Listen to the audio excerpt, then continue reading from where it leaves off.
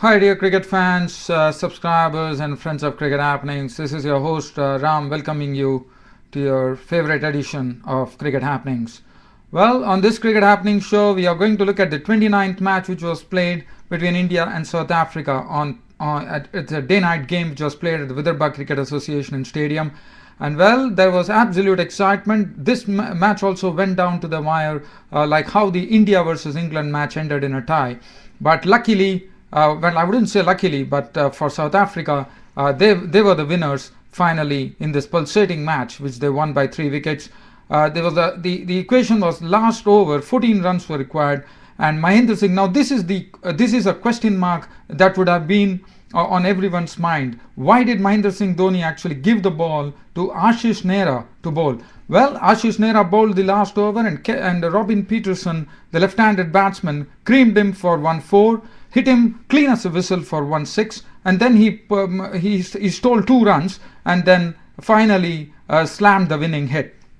Well, other than that, well, I could only say one thing. As far as this match was concerned, now I'll be dwelling upon this very bone of contentious issue later on. I know there's been a lot of debate going on. I saw on the television that Barry Richards, Mike Gatting, Arun Lal, and all the other batsmen were discussing this. All the other former players were discussing this.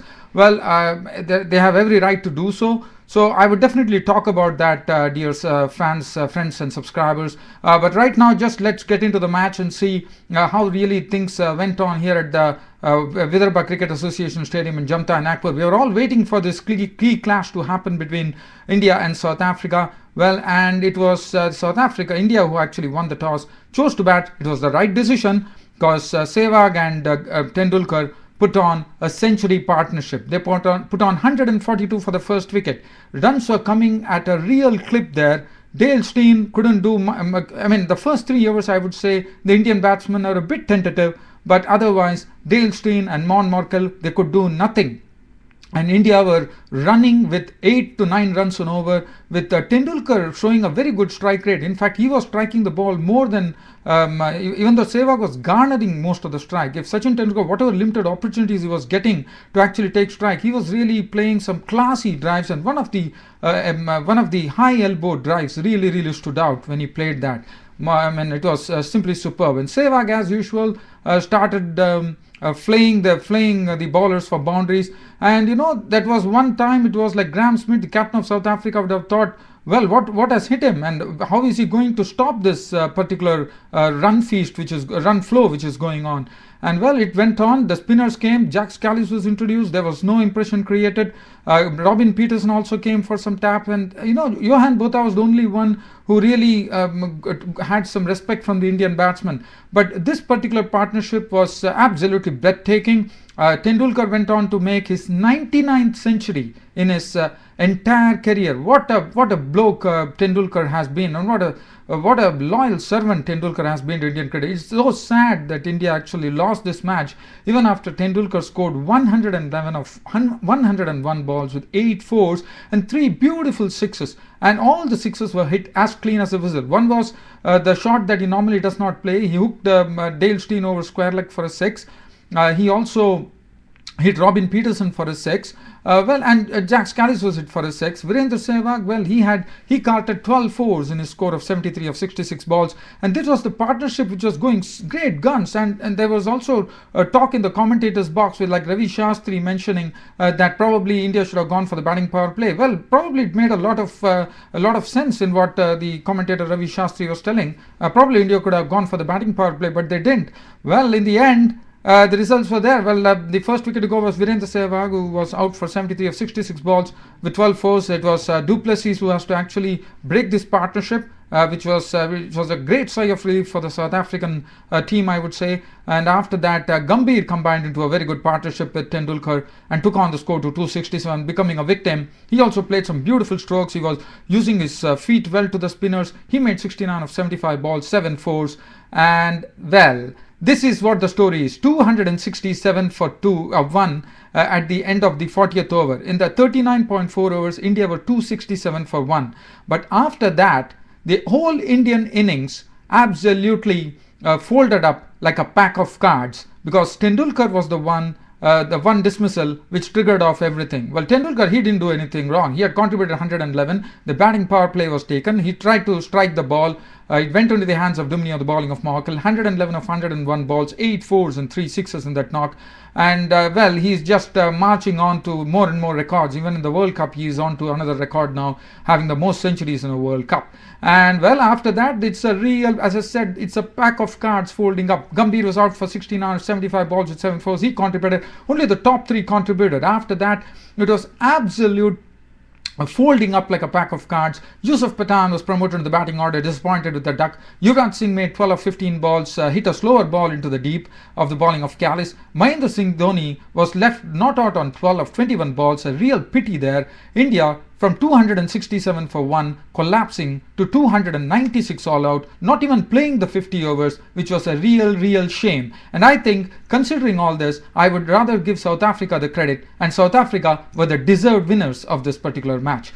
Virat Kohli made only 1, Harbhajan Singh was out for 3, and all the others, Zahir Khan, Ashish Nehra and Munaf Patel, did not make any addition to their score as they were out for ducks. 296 India were all out in 48.4 overs. The best bowler there was actually Dale Steyn, who picked up 9.4 overs, no maiden, 5 for 50. He rightly claimed the man of the match. Mon Morkel, 7 overs, no maiden, 1 for 59. Jack Scalise, 8 overs, no maiden, 143. Robin Peterson, 9 overs, no maiden, 2 for 52. Duminy bowled 3 overs for 29. Johan Botha, 9 overs, none for 39.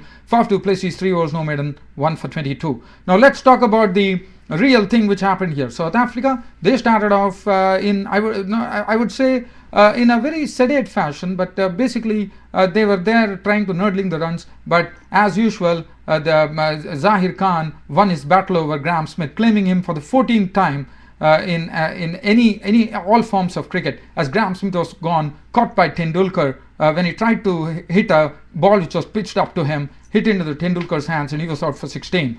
Hashim Amla was really playing beautifully. He was turning his wrists well, getting the boundaries, and there was a time when it was Yusuf Pathan and Yuvraj Singh were the trundlers who were actually bowling in, and the batsman couldn't take advantage, and Dhoni was doing the right thing by actually using them. That was a good move. But well, Hashim Amla, after making beautiful 61 of 72 balls with 5 fours, was gone of the bowling of Harbhajan Singh. So that was a good partnership, which took on the score from 41 to 127.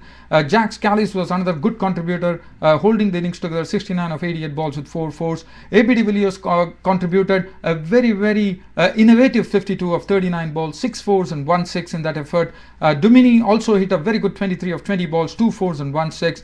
Well, I have a word for Faf du Plessis in the finale. I will tell you, he has a good match temperament. He was absolutely calm and composed. If you see him, he was still there. He was just he was not even hitting any big hits. That says a lot about this youngster. And if you would have seen the post conference where Robin Peterson spoke, he said even though Faf du Plessis is just an young batsman, he's showing a lot of maturity, and according to me, he comes across as a very calm and composed player at this particular age, which is good for South African cricket. And Faf du Plessis was not out there at 25 of 23 balls. But this match was not gone. Actually, when the score was 173 for 3 when Kallis departed, everything was in the bag. De Villiers had given them the hope, but for South Africa, things started going awry when De Villiers departed. Duminy came in, contributed quick 23.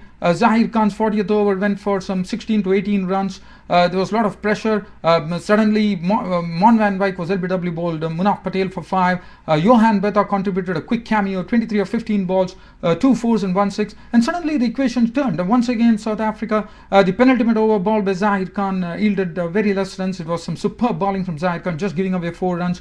And finally, it came to the wire, as I said. The last over, 14 runs, 3 wickets in hand. But Robin Peterson finished it off. He just hit a boundary, and after that, well, I would say Ashish Nehra was absolutely. I would say Ashish Nehra was unlucky because one was the inside edge, which actually went onto the boundary, but the second hit was absolutely a clean hit, clean as a whistle. Robin Peterson sent him soaring over long on for a 6, and then he stole 2 runs of the next ball, and it was all over with the 4th ball when Robin Peterson hit that. But it's absolute tension at the grounds. People are biting their nails. Well, this only has made it harder for India to actually, probably if they had actually won this match, they would have definitely been into the quarterfinals. But now, again, India have to really see to it that they actually have a must-win game against West Indies to get into the quarterfinals, or wait for certain things to happen. Well, let me dwell on that later. So in the end, Robin Peterson, a very quick 18 of 7 balls, 2 fours and 1 6, and Duplessis, I have a word for him,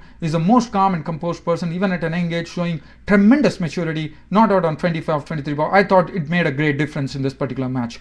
Well, well done, Faf Duplessis. Now, as far as they made it in 49.4 overs, won the match by 3 wickets. Zahid Khan, 10 overs, no made in, 1 for 43, was the best bowler today. Ashish Nehra was very costly, 8.4 overs, no made in, none for 65. 10 overs, no made in, 2 for 65. Munaf Patel proved very costly today. 4 overs for 24 of Patan. Yuvraj Singh's 8 overs cost him 47. Harbhajan Singh, 9 overs, no made in, 3 for 53. Now, dear fans, this will always be a riddle. Why did Mahendra Singh Dhoni hand over the ball to Ashish Nehra and not Harbhajan Singh? Well, it is my take of the situation. I think, well, we don't have, even though Dhoni has admitted his mistake, I would say that probably if Harbhajan would have been slammed for a 6, or what would have happened? You never know. But this is cricket. One has to accept whatever has been given. And, well, one has to be very, very humble in accepting it. South Africa were the deserved winners today. India lost it all by the time they actually, from 267 for 1, if you lose 9 wickets for 29 runs, what do you expect from them? I thought even India came close to this, to winning this, is something of a miracle according to me. But well done South Africa, and hope India do well against West Indies and get on to the quarterfinals. Tomorrow, keep an eye on Cricket Happenings. We'll be having a day game which is happening between New Zealand and Canada, which is going to be played at Mumbai, and the other game is a day-night encounter, Australia versus Kenya. Until then, this is your host Ram signing off. Thank you.